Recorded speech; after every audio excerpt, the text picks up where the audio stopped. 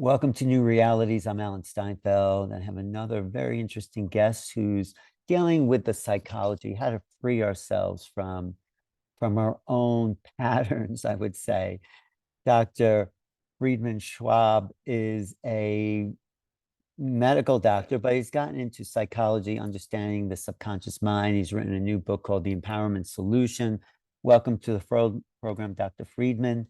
And Friedmann is your first name, right? Yes, that's my first name. Okay, I know a lot of last name people named Friedman, but but you were what kind of doctor when you were practicing were you? I was in cardiology.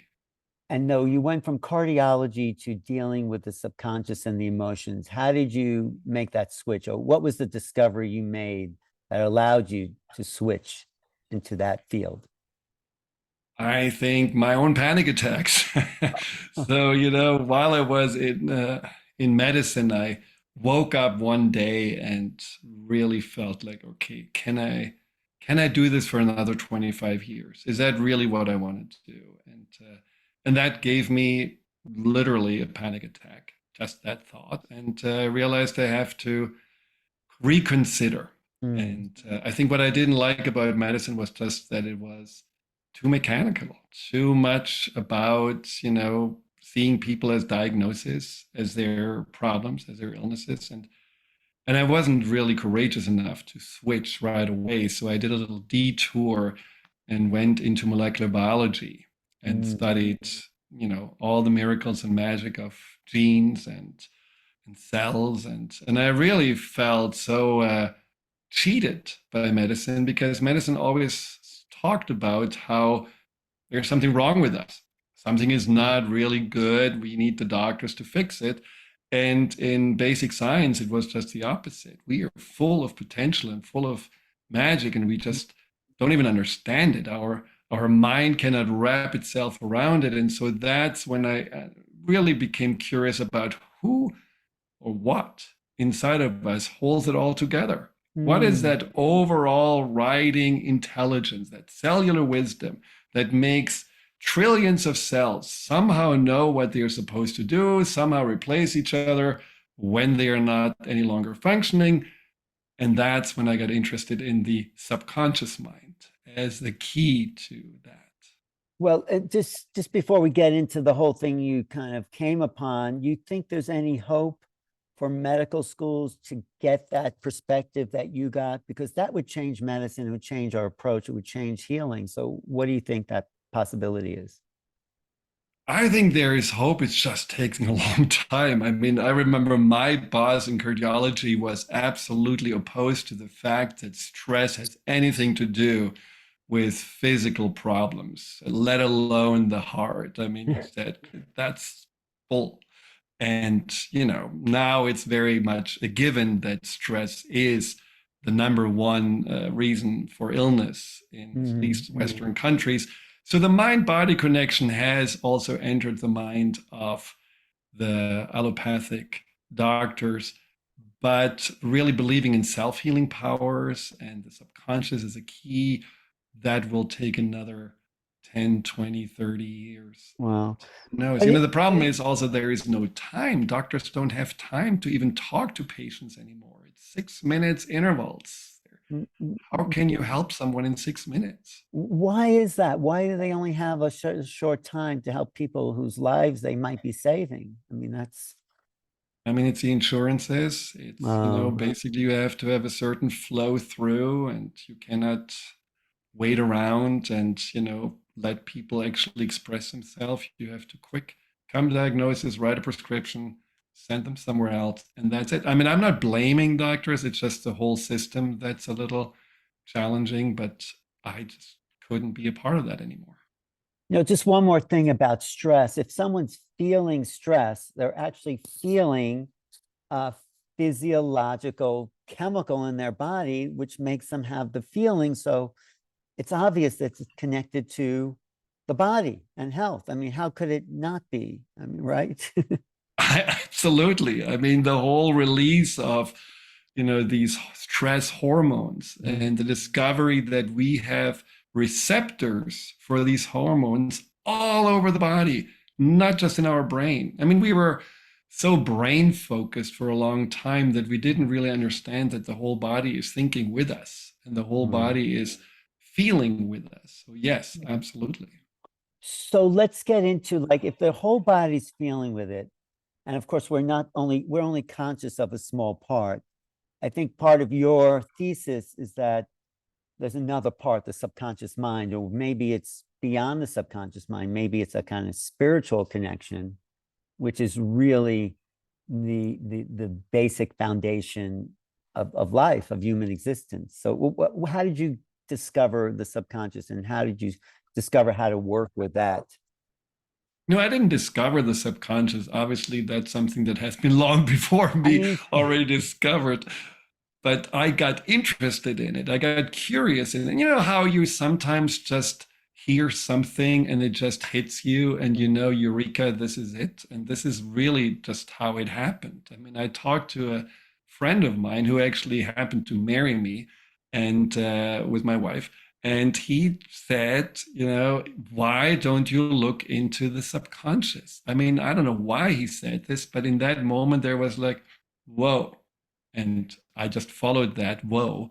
mm, And it was opening all the doors. And it made complete sense looking back that this is really for me where I need to or needed to delve into. right. I mean, how did you discover the subconscious for yourself Ah, as a vehicle that really exists? Because we're not, of course, aware of our conscious, subconscious, because it is subconscious. So how does one, through your investigation, start to connect with those subconscious motivations, which is what your book's about? So talk about that part. Like, yeah, yeah. yeah. I mean, for me, the subconscious was the reason why I was anxious. Mm, Because I was anxious for many, many years. And I think a lot of people can relate to anxiety being a non logical thing. It mm, just doesn't yeah. make sense. Why do we get anxious at the most inopportune moments? You go out there, have your second date, and you're freaking out, but you should be charming. You should be funny, but you're not because you're anxious.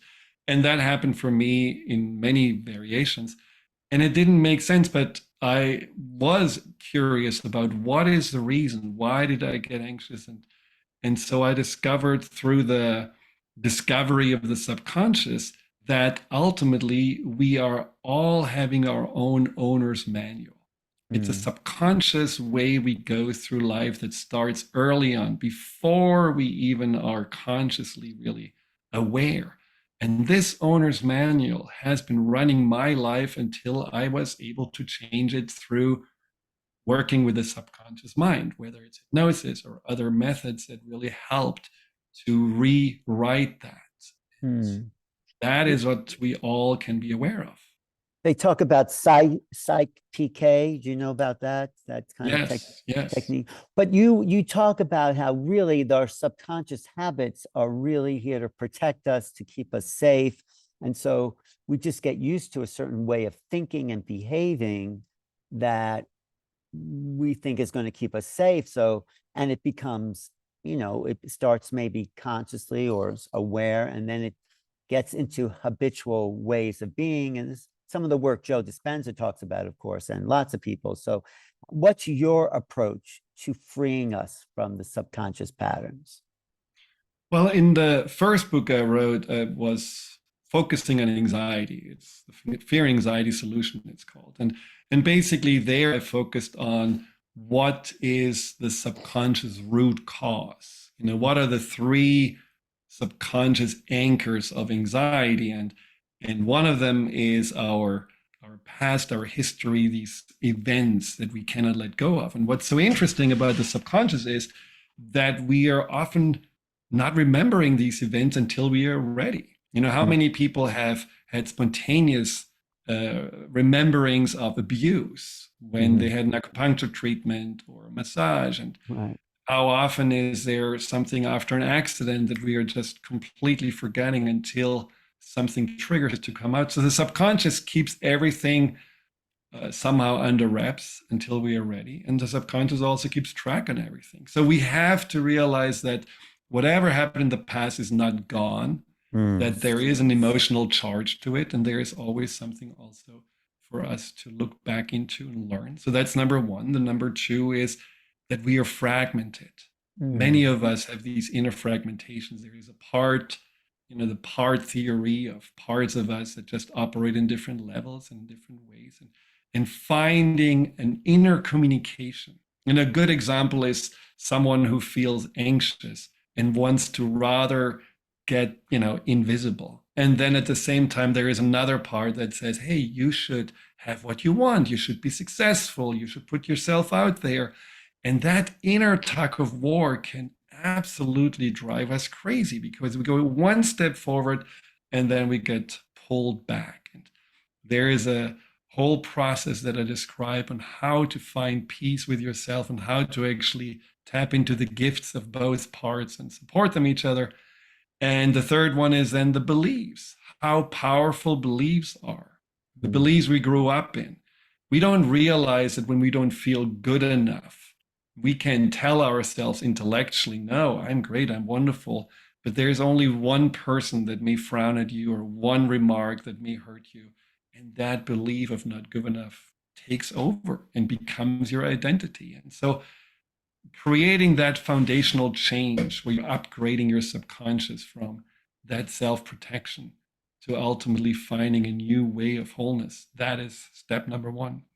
No, of I this work. appreciate that, but I just want to go back to what you didn't say trauma, but I think you're talking about sometimes trauma creates behavior, and then trauma gets to be somaticized. This is Basso van der Kloek's work, the body Yeah. holds the story. So how do you go from, yes, you're connecting to the subconscious to the body to free the tension and the anxiety and the trauma from the cellular structures? I mean, maybe that's not your work, but do you No, work? definitely that's a part Okay. of the work too. And that is where the subconscious is so helpful, Mhm. because the subconscious, I had a client who had a lot of trauma through betrayal.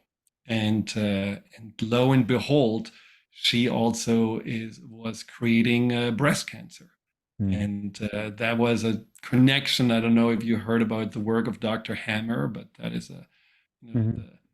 the Yeah. work that has been pursued for many, many years about what can these traumas cause in our physical form. And for her, it was a classic. I got betrayed, and a few years later, I got breast cancer. But by her being able to resolve this betrayal through inner work. This is work about forgiveness. This is work about learning from what happened to her and realizing that there is also a self responsibility in regards to why this happened to her. And then resolving it and using really also then the subconscious to free up that healing potential. In her case, it was a lot about visualizations. It was a Mhm. lot about using visualization to imagine little sheep. In her case, she loved sheep Mhm. coming in and eating up the cancer. By the time she had surgery, the cancer was 50% smaller than it was when it was discovered. And that was her healing potential. And maybe if she would have continued, it would have gone completely. But then we don't necessarily always have that trust in Right. ourselves to do that. But the work with the subconscious is first to be aware that it even has a trauma, that it even has an emotion, and that is the first step to do. Well, yeah, that's what I was going to ask you, really, because everyone has trauma. Everyone has a level. Some people have dealt with it, some people. So, but we develop patterns. So, how do you, and we just think the patterns are who we are. That's our personality. That's who Right. we do. So, how do we even get in touch with these levels of subconscious inhibitions, the things that block us from being ourselves? So what do you suggest, if just reading your book or working with someone, or how do we do the self-investigation? I think the first thing is to stop getting distracted. This is like maybe very basic, but man, we are all so much more comfortable distracting ourselves than spending a little bit of time with ourselves. And just setting time aside and listening to those thoughts that are spontaneously bubbling up. Because there are so many thoughts, and we call them the inner critic or the worry one, but we are just dismissing them. The Mm-mm. subconscious is an incredible, powerful aspect of ourselves, but we're usually trying to override it because there is so much discomfort with the messages, especially these, as I call them, survival patterns Mm. that are coming up. So, not being afraid of those negative thoughts, not judging them, not feeling they shouldn't be there, that's number one. And Mm. then noticing also the feelings, because often we are not listening to those thoughts. We can at least feel the feelings. Mm. But these days, what we do when we are anxious, we feel like, well, I guess I need to have a medication or I need to have a drink or a drug or anything like that. And we are again pushing aside very important and helpful information. Shame, Right. same thing. So emotions, thoughts are coming from the subconscious. And that would be the first step to look into Well, it. let me ask you a sort of personal question about myself, Yes. not to do therapy right here, but I've written a book and I have to write this, I don't have to, but I want to write this other book, but I feel some resistance to jumping in. The first book was fairly successful. And as you were talking, I flashed on, okay, why is it so hard for me to get down and write? And I connected it to an incident when I was in second grade. I don't know if this is true, but I used to do a lot of homework and really liked it. And then in this class, I was living in New York City. And then all of a sudden, my parents tell me, oh, we're leaving New York City to move to the suburbs. And all the hard work, and this is what I'm connecting, that I put into the things I was working on in that class seemed to just be wiped away. And what was the point? And, Mm. and it was traumatic. I'd left the home I had known and the friends I had known and the schoolwork I was really connected and go to a completely different foreign sort of place. And I still have I mean, that's what I'm feeling is connecting, is in the way of me diving into writing I really enjoy, but it's something that just came up.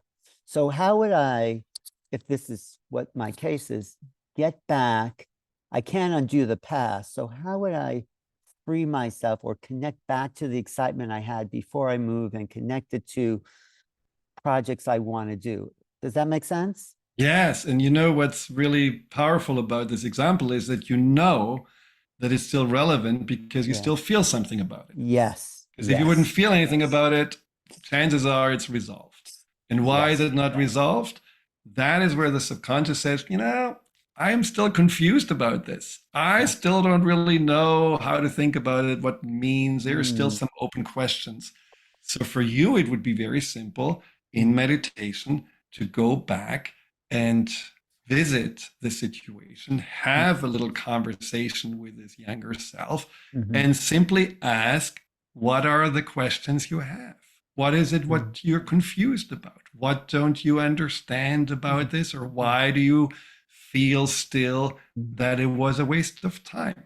Because you're right, you cannot change the past, but you can change completely how you see it. And how you feel about it. I don't know if I was confused as much as um,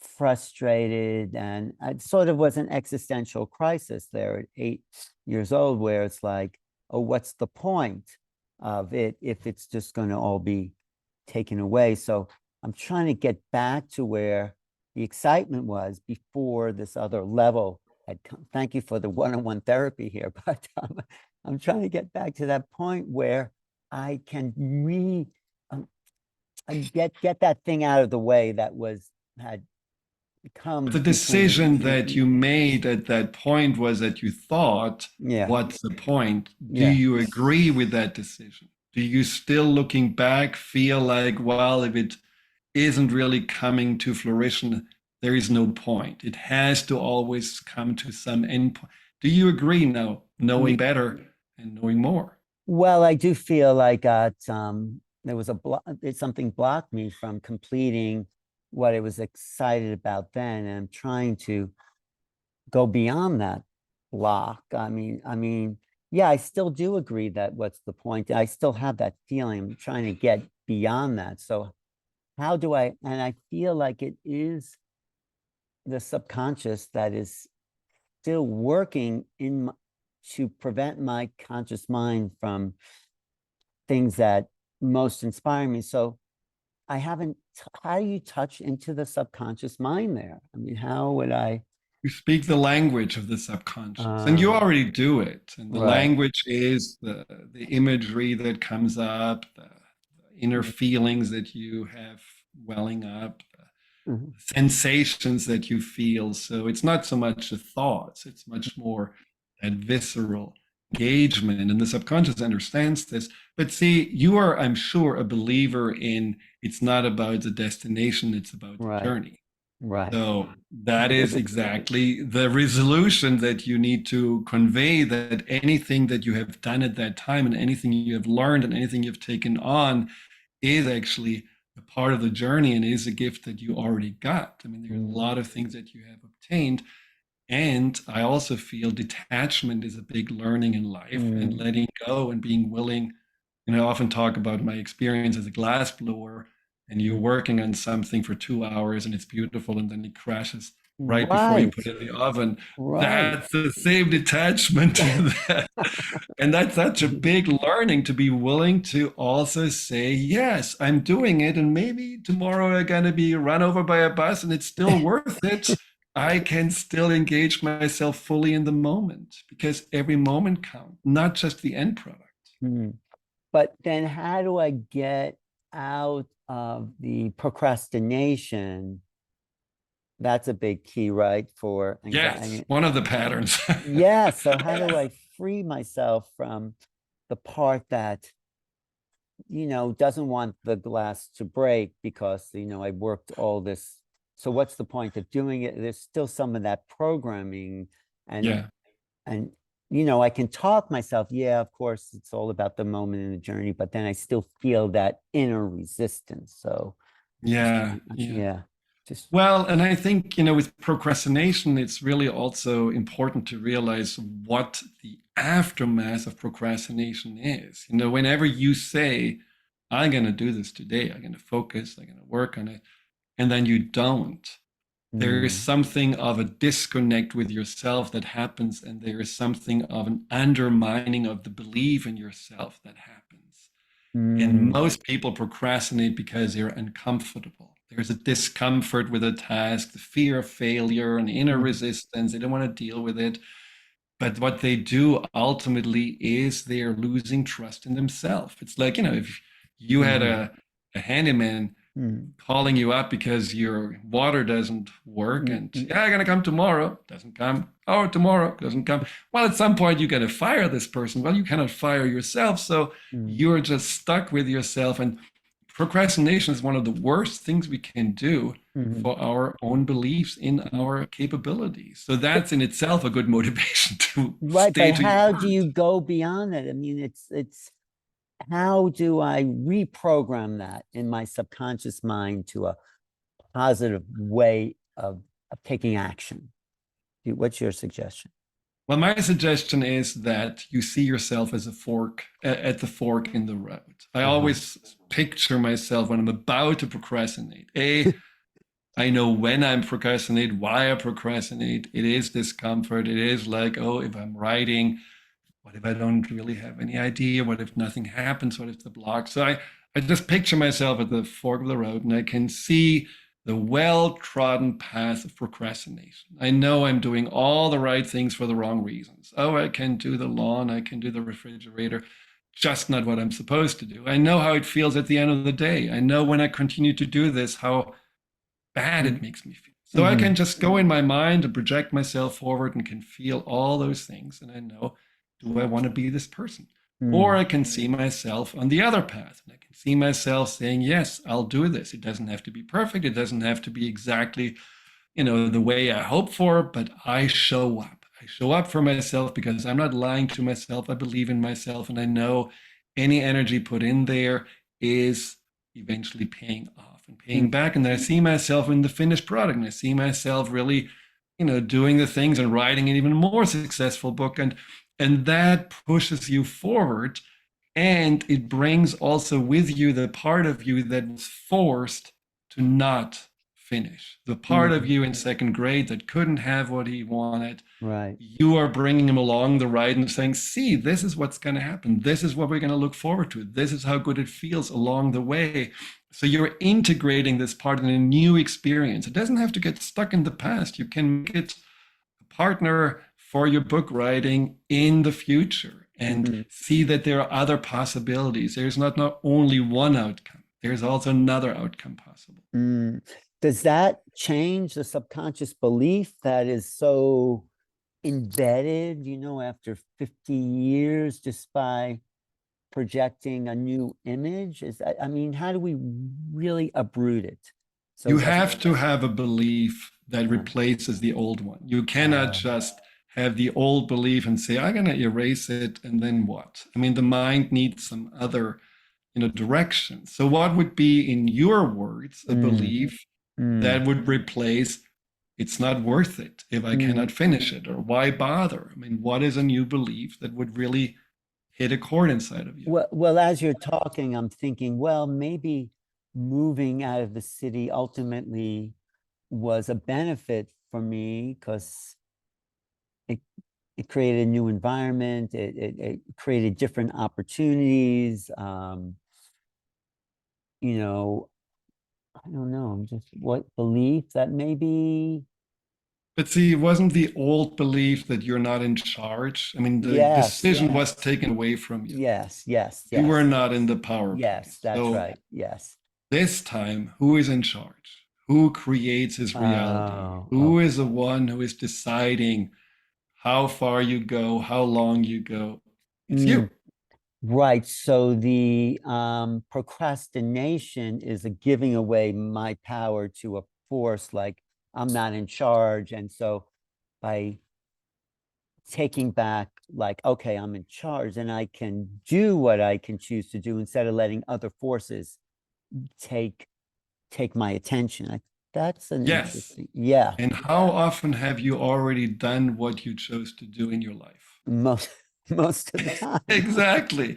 It's about your identity. You know, your identity is that. I Mm, follow through. I finish what I start. I'm in mm, charge. I create my own reality. mm, And so that is where you have so much evidence, so much more evidence that this is your truth and that this is your identity. Then you have mm, this little evidence that was impactful, but it's mm. not really necessarily what you lived in for the rest of your life. And maybe it even helped me take more charge of my life, is what I'm getting from what you're saying, because I didn't feel like it was my decision. And so that's all. That's good. That's a good session. I'll no, that's good. That helped. That Well, I'm really. glad to help. But the other, and that's an empowerment. You're right. So the other power empowerment solutions, because you talk about the 6 things that get in the way of, besides procrastination, you talk about, I think, you have 6 elements that get in the Yes, way, and yes. then um so the empowerment comes from which aspect? Yes, deciding that you're taking charge, because you really did. I really felt something shift there. And but how else can we empower ourselves to? Well, I think the book is really about being connected with ourselves again. And I think, I don't know if you would agree, but I think most of us suffer because they don't really feel connected to their truths. They don't feel connected to themselves. They look for outside Mm, directions. They look for, who am I? Because I only am how many people like me, how many people watch me. And mm, so there's just this deference and this sense of powerlessness if we're not really feeling relevant, or we're not really getting what we want from others, whether it's an approval or a sense of fitting in. So the book is ultimately about how can we come back to ourselves and discover our magnificence, mm, discover our unlimited potential. mhm. Well, give us a little hint about how we can do that, and I'll tell people to get the book, but give us a little, a little Well, piece. I mean, how many people do feel powerless, at different times in their Mm, lives? mm, Probably a lot of them. I mm, mean, mm. look at how powerless COVID made most Right, people right, right. feel. Yes, yes. But what people felt powerless in often is the feeling of not belonging, the feeling of not really, having a sense that they matter. And so Mm, this can show up in, well, if I don't really matter, I better hide out. I'm going to make myself small. I don't want to be rejected. So mm, that's one way. Or I gonna mm, just become this absolute pleaser and caretaker, and that's how I show up. And maybe I matter this way, and get a little pat on the mm. back this way. And Right. But so how this do is we where we. change it? How do we change it all? Sorry. So That's there are the six keys, uh, to empowerment, and every of those patterns has a key in itself. So the first key is a key of self-responsibility. uh-huh. So this is about all of us that feel victimized by the past, victimized when we were either, decisions were made for us, we were Mm, abused, we mm, were mm, abandoned, and we're living still in that trauma. And yeah. the key of self responsibility is basically making you the owner of your past Mm, versus just the passenger of your past. So there is a whole process around that. beautiful. Yeah. The second key is the key of now I forgot, self compassion. Self compassion, a very important key. And that is exactly what we just also, talked about with those people that feel invisible, that people that feel like that, they are better making themselves voiceless, and realizing that there is a part inside of them, like all of us. And this is what I especially Mm, realized, who at mm, some point lost his innocence. And I'm not sure mm, if you had a time in your life where you felt like you lost your innocence, where you felt like yeah. all the magic, all the Mm, possibilities were taken away. And all yeah. of a sudden, It was that that was time in maybe sec that time. I think it Exactly. was that time in second grade. I mean, it took me time to get it back. I think I got it back, but it was trauma for a few years until I sort of found myself again. So Yes. And yes, I bet there is more for you to discover with that, because yes. the self compassion piece is also discovering who you were and your Mm, dreams and the gifts and everything that was important to you before you lost your innocence. See, mm, I could see energy when I was little. I could see uh, the walls moving. I could see like the matrix. I was mm, very aware. And my mom always said, "You have a fever. This is nothing." And at some point, I lost my innocence because uh, I got yelled at because I had a D, and I was pretty much for 2 hours put through the mill. And then all of a sudden, life became serious. Everything was all about, you mm, have to perform, you have to be mm, good. So there was no room for magic and wonderment. right. And I had really to recapture that. I had to recapture this magic. I had to recapture the ability to see and feel and sense and intuit. And that is a gift that Mm, was not gone. It was just hidden inside of me. So right. that's the unearthing of Right. But the it's gift. interesting in your case because you went into medicine and there was no magic in there until you No. realized that there really is magic to human life. And it felt like your rebirthing of yourself into that core essence where the magic came back to you. And now you're helping people discover their own magic, which is, more magic for you. So, Yes, but it's also magic in the way I chose to live my life in mm, regards to knowing when I really believe that it's possible, it is possible. I mm, remember even in medicine, or in science, I wanted to publish in a really, really wonderful journal, mm, Nature Medicine. mm, mm, And I pretty much had no chance because I knew I'm just a nobody and it's my mm, first real big public. And right. I got it. I got in and I knew it, but it was like this belief. And the same belief got me to France. The Mm, same belief. I was a little boy listening to French radio all the time because mm, I grew up in the Black Forest, which is right on the border to France. I loved the language. I didn't understand a mm, word, but mm, it was just like, man, this is music to my ears. And every time we mm, went to France, I felt at mm. home. At some point, I want to live in France. I don't know Yeah. how we're going to make it happen, but so there is just something also about the magic of knowing there's infinite possibilities that I Yes. think we all have somehow inside of us, but we need to Mm. recapture. Follow your magic, even more than your bliss, as Joseph Campbell said. Follow the thing that is most magic, that Yes. feels most alive. And that will start to rewrite those subconscious programs. Is I think maybe that's the conclusion to your empowerment solution. But it's a process. But no, I'm really happy you shared your own personal example, because I can feel when you're feeling alive, you also want to give back to others and contribute to their empowerment. Yes, of course. Absolutely. Oh, great. So you, Well, and that is another key. We were talking about the right. keys. So there Mm, is the key of self-reliance, which is mm, all about this procrastination, which is mm. ultimately about being responsible and reliant on yourself, being able Yeah, to trust yourself. How many yeah. people do really feel that? And then we have the key of self-awareness, and that's a one that's really also magical to me and important to me, because it is about the essence of our being.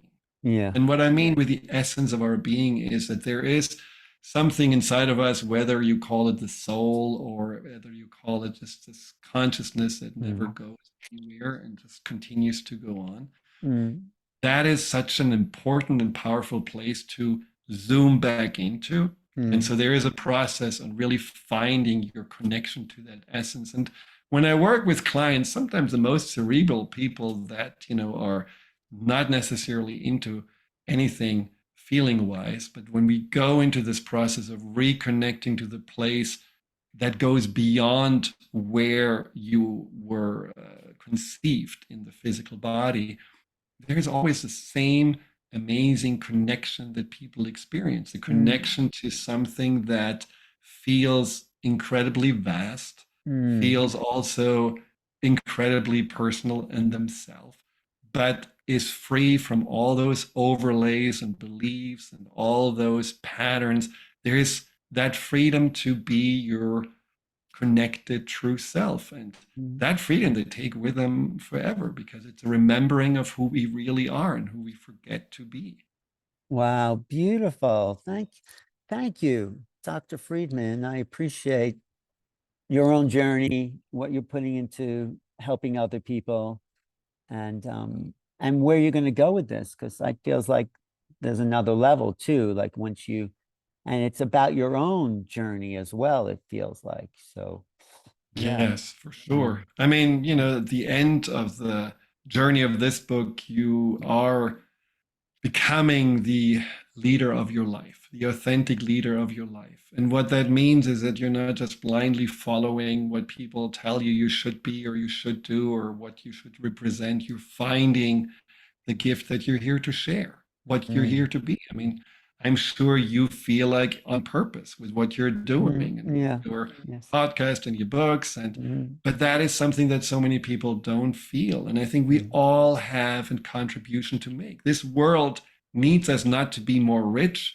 or more whatever, having what we want. This world needs us to show up with that contribution that we came in order to transform it, transmute it, mm, heal it, whatever we want to call it. mm. And Yeah, rediscovering the essence is part of how we transform the world, because that's our dharma, our destiny for incarnating in the first place. So yeah, I totally absolutely. thank you, Dr. Friedman Schwab. Yes, I really appreciate your work and I'm going to get the book, and I recommend the empowerment solution for anyone interested in transforming their lives. Coming home to themselves. Coming home to exactly. Thank you for this conversation, and you do personal sessions with people, and are you Yes. doing, and your website, your best website is what? It's drfriedman.com. It's Friedman, so with an E, two Friedemann. N's. Ah, Friedman. with an Dr. E, Friedman. yes. Which means, by the way, man of peace, which Oh, is definitely something that I was born with as well. The designated peacemaker in the family. So that was a pattern that I had to also mm, undo at some mm. point. Well, but now you're doing it in a bigger way, right? That's right. You're But helping not with people. the expectation to necessarily make my parents happy. Maybe that's still there in your subconscious. I don't know. Well, that's possible, but they have passed, so they got to watch out of me for me pretend. I don't know. I don't know either, but thank you. And Thank you. and for the personal counseling there, because yeah, you got something, and I I, hope it helps with your book. yes, well, it's already helped with me realizing how to be more on purpose. I am more on purpose, and the resistance is the past that's trying to insert itself into the present and the future. So yeah, I don't think But without the resistance, you probably would have not looked back. So that's also the right. gift of the Mm. resistance. And the You can gift really see is, it. yeah, and I think that not being in control of my life has made me more empowered as I moved on from there to do things the way I've wanted to do it, you know. Yes, Mm. yes. Thank you, my friend, my new friend. Thank you. Thank you. It was a pleasure. I Yes, really yes, enjoyed it. yes. Okay. I'm Alan Steinfeld for New Realities, talking to Dr. Friedmann Schwab. Get his book, The Empowerment Solution. Thanks for watching.